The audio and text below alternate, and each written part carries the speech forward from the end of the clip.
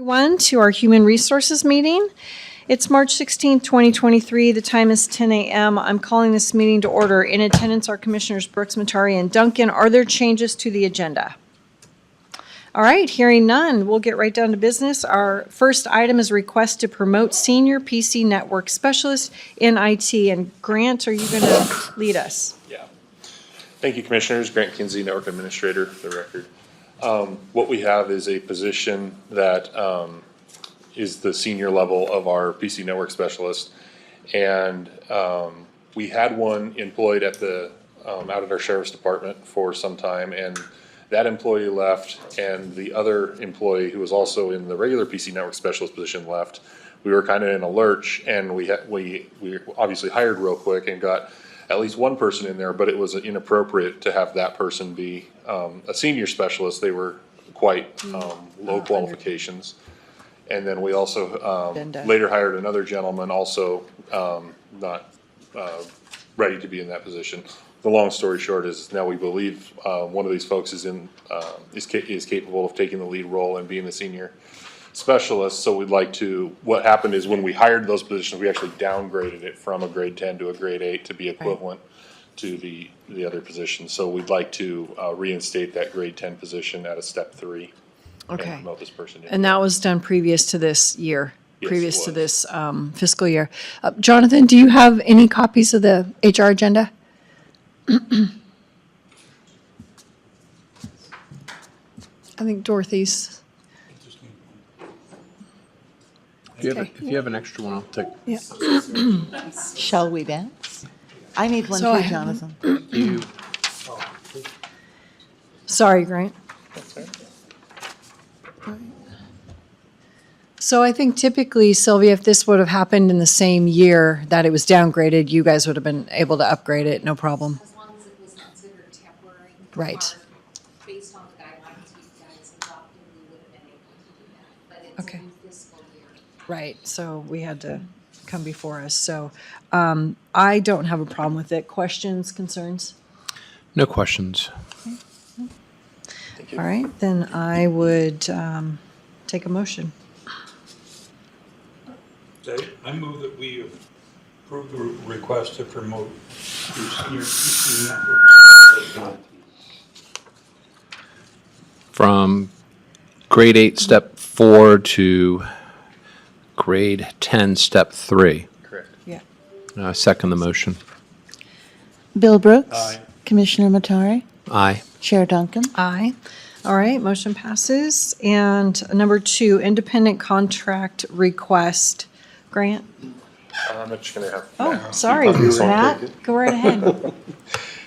We have an employee that is leaving, who's developed quite a few custom reports and processes. We'd like to just have an independent contractor agreement in place so we can reach out to them if we need to. I don't anticipate needing much. He's documented things quite well, but it's more of just a parachute in case we need it. I Okay. take it this person's leaving on good terms.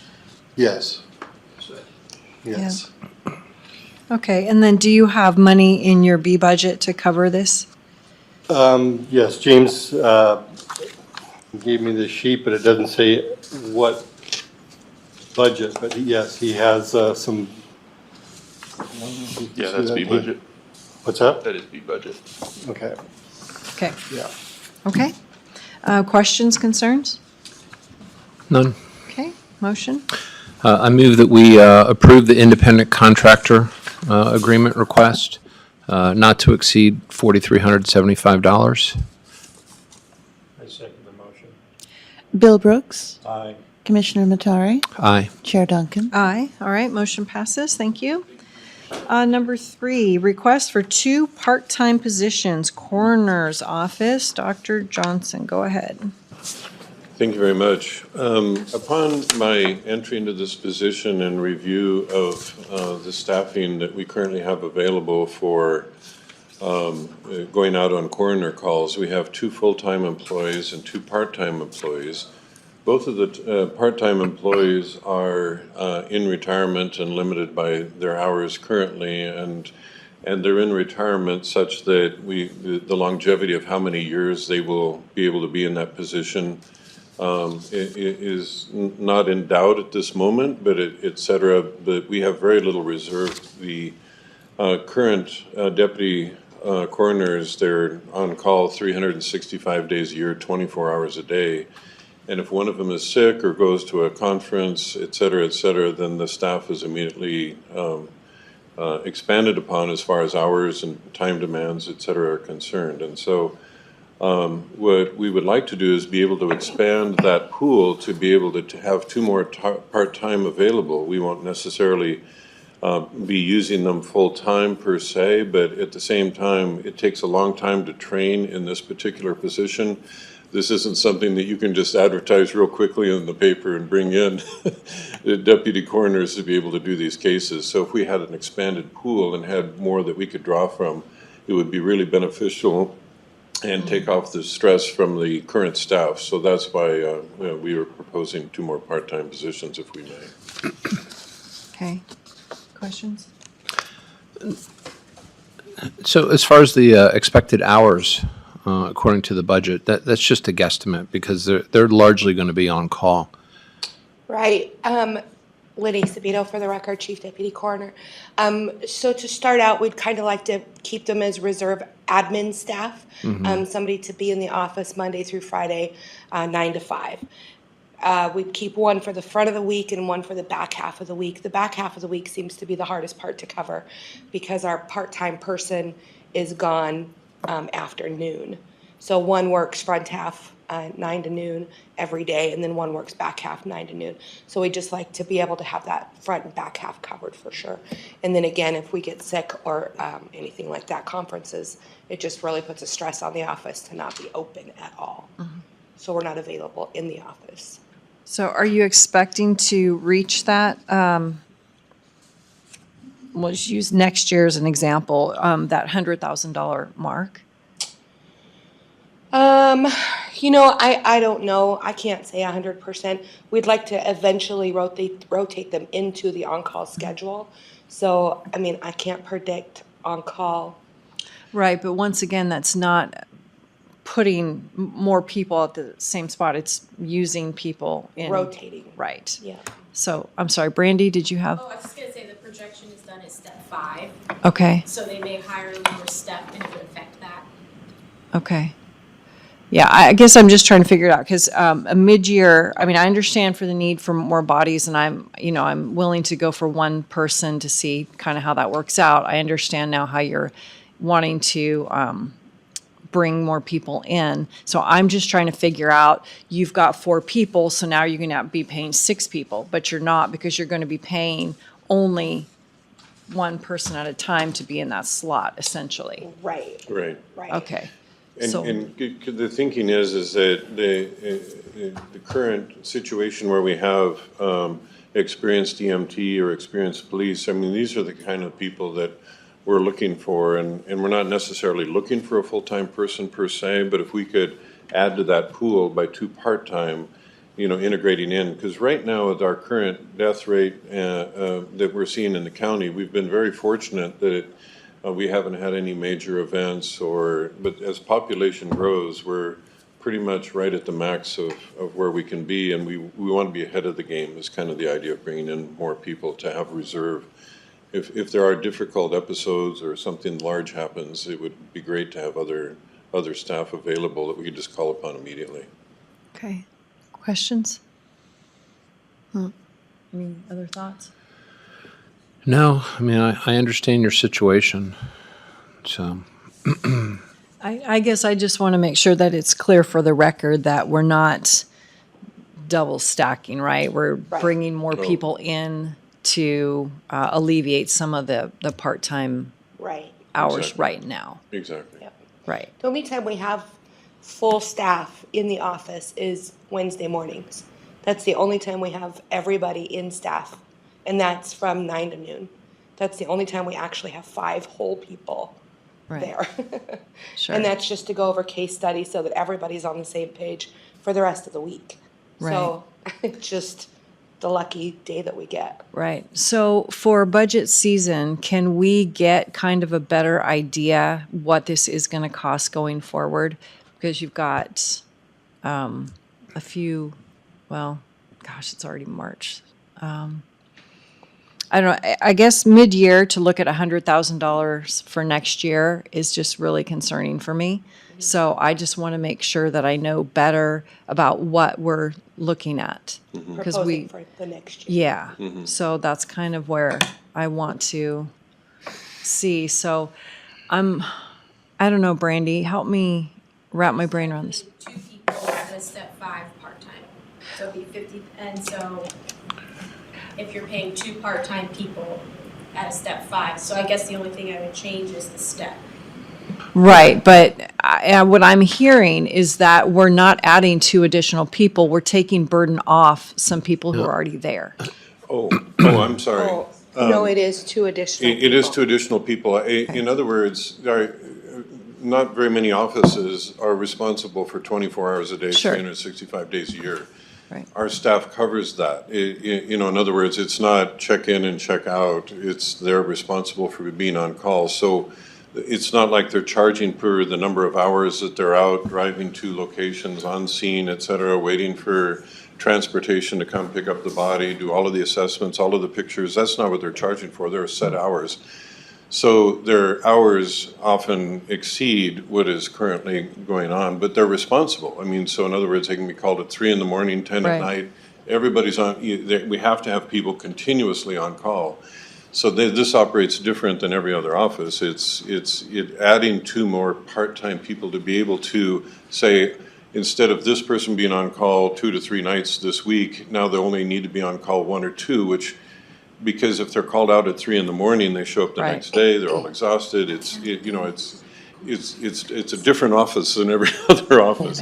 So it's kind of hard to describe completely, but it's to allow them to be able to not have to be on call all the time. And yet, because of that, we're also behind on a lot of the entering data into the Right. computers, and we're actually years behind on that. So it's not like they're going to be wasted. They'll be able to be putting that information into the database, and so that we can catch up with that, be able to meet the public if families come by. So we have lots of need for adding additional 2 people. Right. But on a part-time basis, because we want to teach them, make sure that they work, that they, go along with the office protocols and are right for this fit. Okay. Would you be able to get me, I didn't see it in the paperwork, but just your percentage of increase in workload? Over 3 year or? Sure, 3 years. That would be great. I'd Yeah, appreciate that. we have that. Okay. Commissioners, if I could comment, we were just revisiting the spreadsheet and it shows their medical benefits in here. So I think we can remove those because the employees, in the conversations we had, they were gonna potentially keep them at 19.5 hours, so then even PERSI wouldn't be factored in. But I can see where it looked at it from the perspective of the potential, but the medical shouldn't be calculated in. Okay. And we just noticed that, so my apologies to Brandy that we didn't catch that for her. Okay. So that would go away. Okay. So, So that would drop at about 28,000, 29,000. Okay. And then the PERSI would potentially go away if they work them under the 20 hours. Okay. Just one thought that we've had, one concern, is that if we do have someone who is willing to work 30 hours and someone who's willing to work 10, that might, I don't know if that calculates back in again or not. Then you would have the medical being offered. Yeah. Because if you work 30 For one hours a person. week for one person, they would be eligible for the medical part. So maybe consider eliminating one of them. The only thought being is that this is an incredibly unique position. There are not a whole lot of people who can go out onto these scenes and handle bodies Right. like this. And so if someone was a great fit and they wanted 30 hours, to have that option would flexibility. be wonderful. Okay. I don't have any other questions. Okay. I guess motion? I move that we approve the request for 2 new part-time positions for the coroner's office. I second the motion. Bill Brooks, Aye. Commissioner Matari, Aye. Chair Duncan. Aye. All right, request is granted. Thank you so much. Thank you very much. Item 4, request for higher duty pay, Sheriff's Office. Stu Miller for the record. This is a continuation of one I brought forth a couple of different times. We had a deputy that was acting as a sergeant's position. We recently promoted him yesterday. And so I'm here to request, I have another deputy that I would like to make an acting sergeant's position for because I have one sergeant still out on continued IOD. And according to the auditor's office, it's overall increase for 20 weeks in FY23 of $8,787. However, with the 60% workman's comp load, it's actually a budget neutral request. Sure. So is there any way that we can just give a blanket thing? Because you're literally here every month. I know. And so can we just say that I do like for to come and this? see you all. It's fun. Yes, yeah, no, you were lying to me. So can we just say for this IOD position that higher duty pay is approved, and then whoever they move in and out of that slot? That would certainly be that- much easier. Okay. Wish I would have Is thought of that. HR okay? And legal, yes. Okay. All right, would you like to attempt that? motion? Sure. Oh, Yes, yeah. to make it permanent, or? Well, That- as long as IOD exists, as long as this person who's injured on duty is not at work, then somebody's going to get higher duty pay to fill that position. Okay. I make a motion that we approve the request for a higher duty pay for the position when it's filled for the sheriff's office. Good enough. I second the motion. Bill Brooks, Aye. Commissioner Matari, Aye. Chair Duncan. Aye.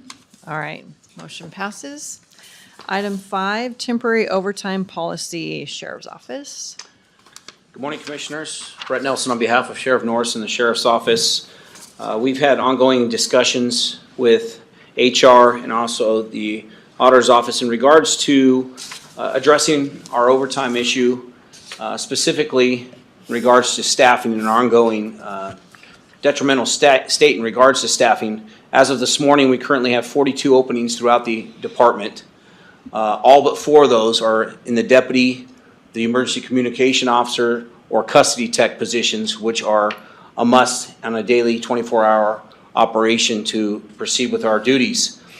During those discussions with HR and the Auditor's Office, we have drafted the proposal that we bring before you today, which would cover those 3 positions, that being the deputy position, the emergency communication officer, and or the jail tech, as defined per county policies 211 and 213. From this policy, or this drafted policy, we would like to consider that all overtime all hours over their respective work weeks of 40 hours or 80 hours per position be considered overtime. And in addition to calculate those overtime hours, we would include actual hours worked, holiday comp paid, vacation hours, and also comp time used to calculate their respective 40-hour or 80-hour work weeks. This drafted policy would exclude all other time, such as holidays, jury duty, sick leave, as defined at the bottom down there. This policy, as written, we would hope that would be at least a 6-month evaluative period, if not a year, to give us a point to reevaluate where it's working with us, with more importantly our ongoing staffing issues as we address that. The Auditor's Office has done a fiscal analysis of this, and based on the tentative calculations, there's an expense of approximately $17,400 per month, which would aid us in covering these expenses to address, as I stated, our ongoing staffing issues. And I don't know if HR would like to provide any additional, or the auditor, Brandy, based on what I said on behalf of them.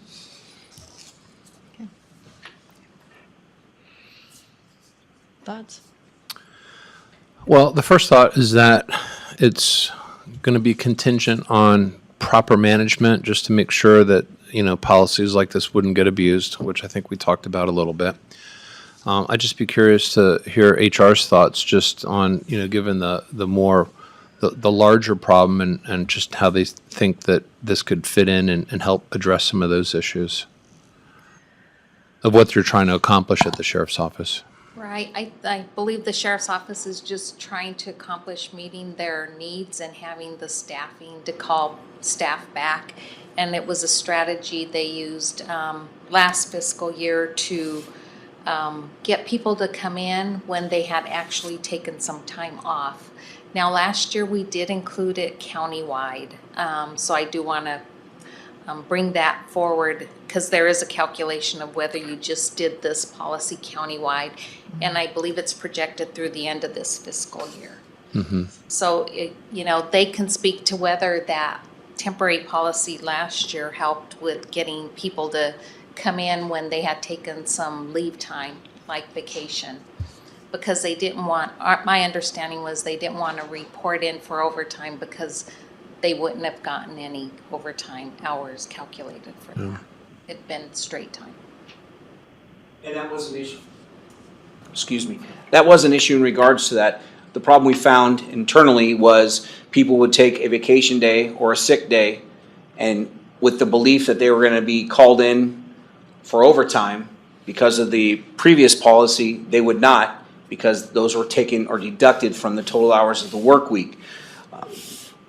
Taking a perspective within law enforcement, not only in the Pacific Northwest, but across the United States, this policy brings us in line with that, if you will, the norm within our profession, to allow us, not only if we are fully staffed, but especially since we're below staffed on a regular basis, to ensure that people will answer the phone and respond knowing that they're going to be paid time and a half because they took or used some of their already accrued time, which shouldn't be held against them.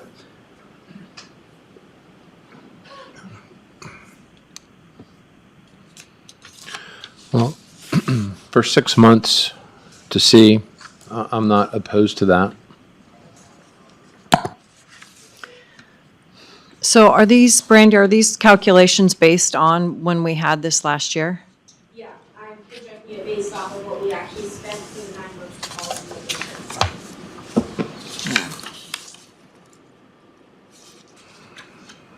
Would that help? Commissioner, it'll help. And again, as Commissioner Matari asked, obviously the fiduciary responsibility lies on us, not only to ensure that how it is put into effect, but more importantly, how it's maintained will be my responsibility and that of my supervisors. The reality of it is, it will help. I can tell you it's a hot topic amongst our personnel internally because they understand, if you will, the greater good of ensuring that our positions are filled, but also, in their perspective, being treated to the norm across our profession.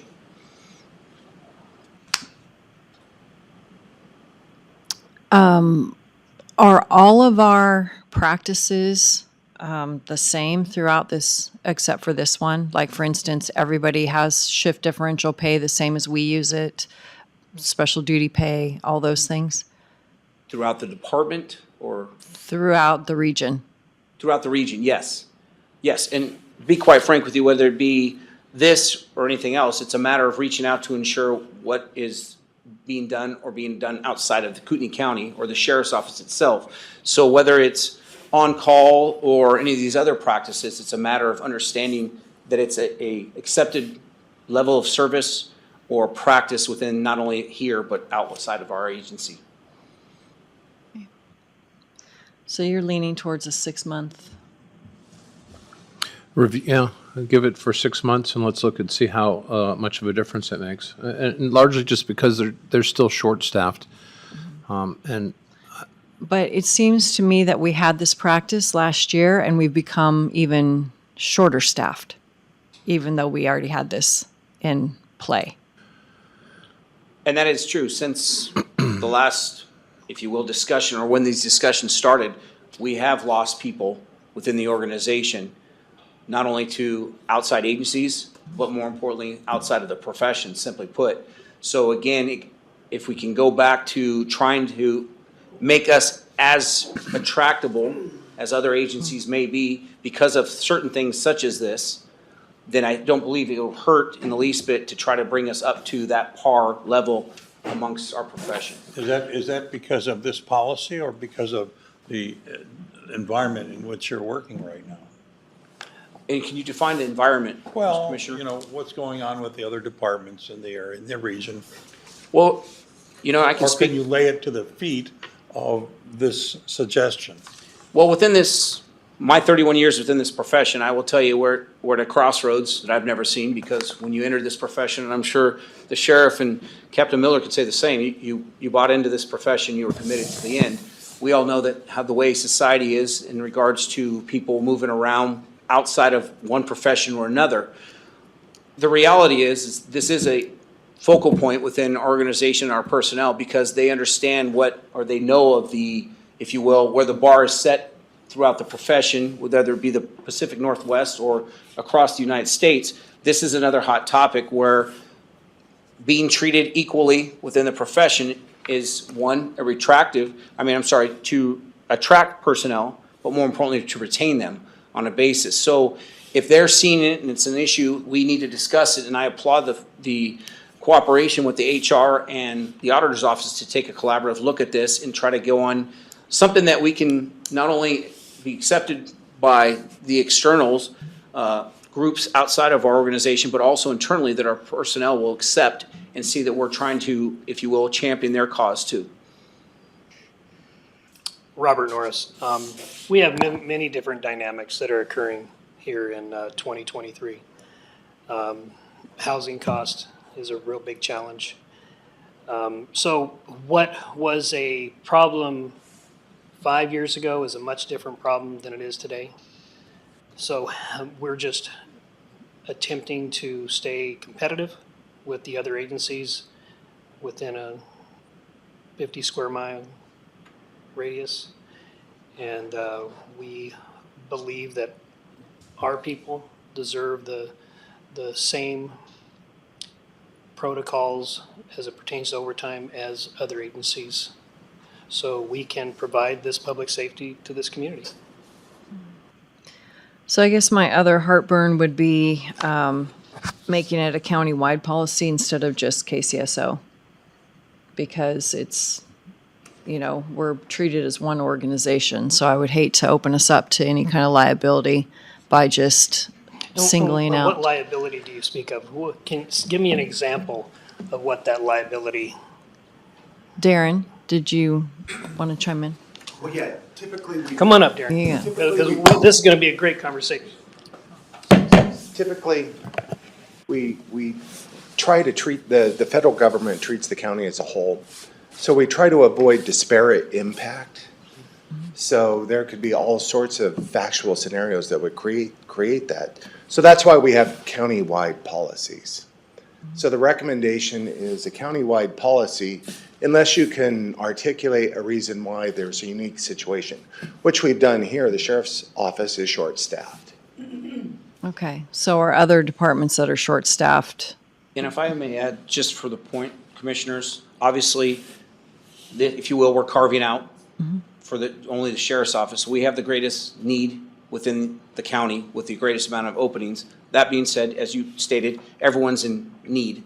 But this also aids us in trying to manage our accrual time and our overtime budget, because at the same time, as we've previously discussed, because we're short-staffed, I think there's a great point. If we were fully staffed, we wouldn't have many of these conversations that are going on. But currently where we're at, to maintain not only management of our accrued time come the end of the year and our overtime budget, this will aid us in trying to do that, because being understaffed, we have to give people some time off to allot them the time to utilize their accrued time.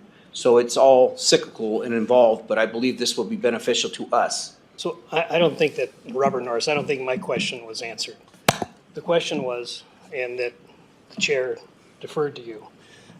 Give us an example of liability that a municipality in the state of Idaho suffered because of this.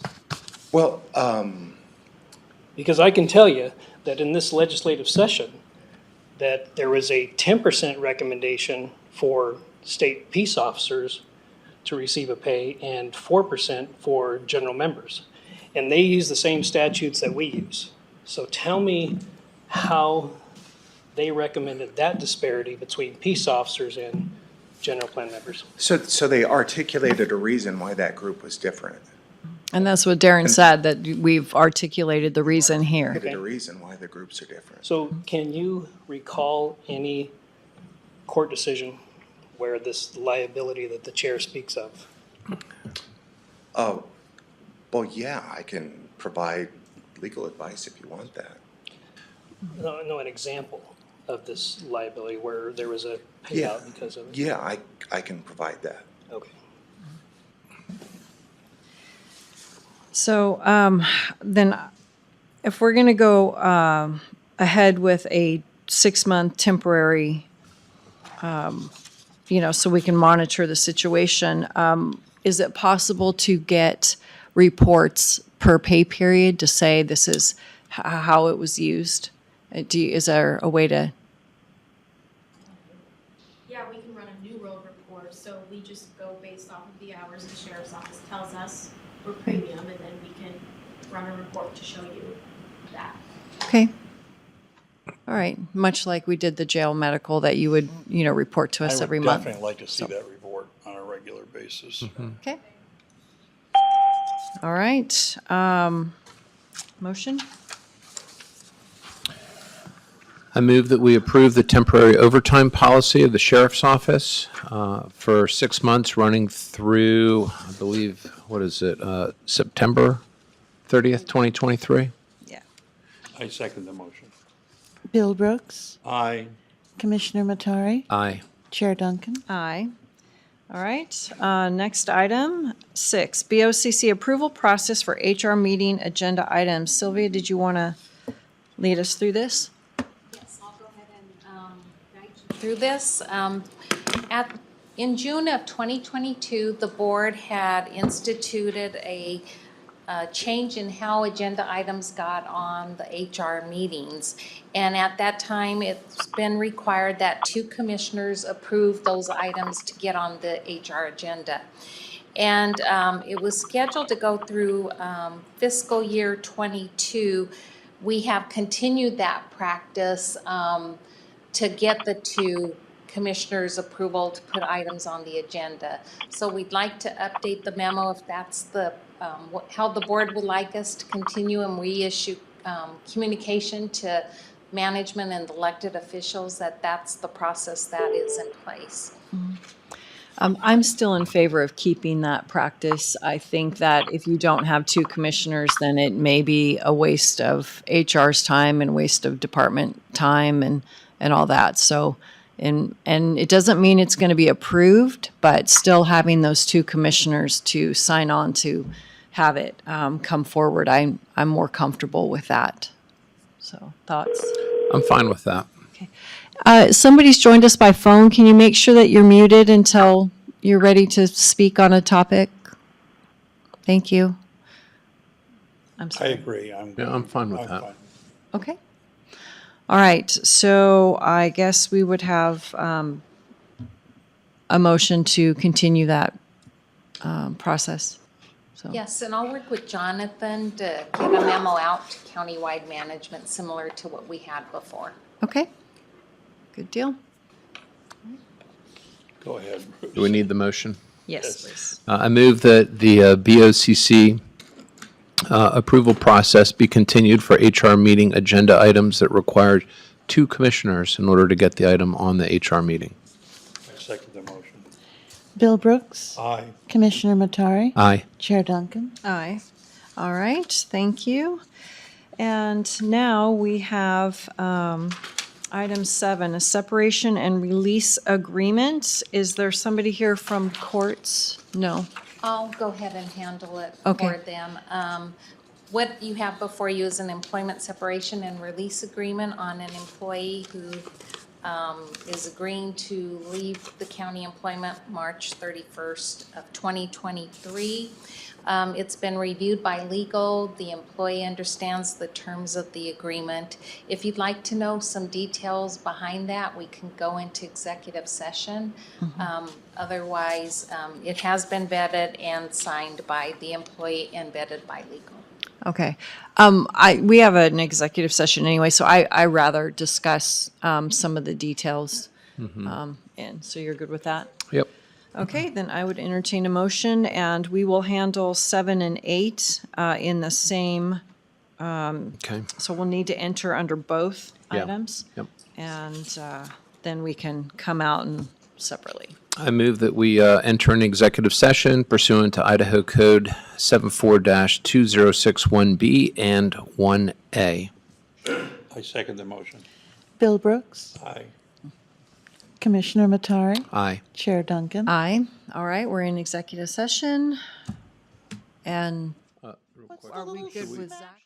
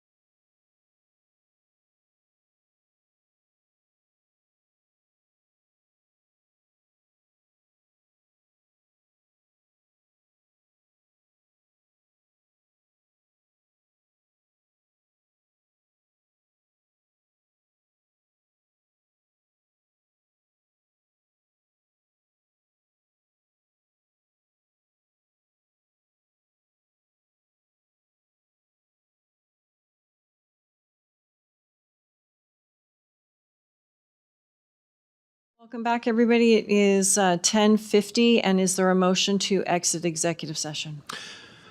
I move that we exit executive session 1B and 1A. 1A with the approval of the separation and release agreement, 1B with staff. Oh, I'm sorry, 1B with the approval of the separation and release agreement, 1A for staff to proceed as discussed. I second the motion. Bill Brooks, Aye. Commissioner Matari, Aye. Chair Duncan. Aye. All right. Public comment. And 10:50 still, meeting adjourned. Thank you all.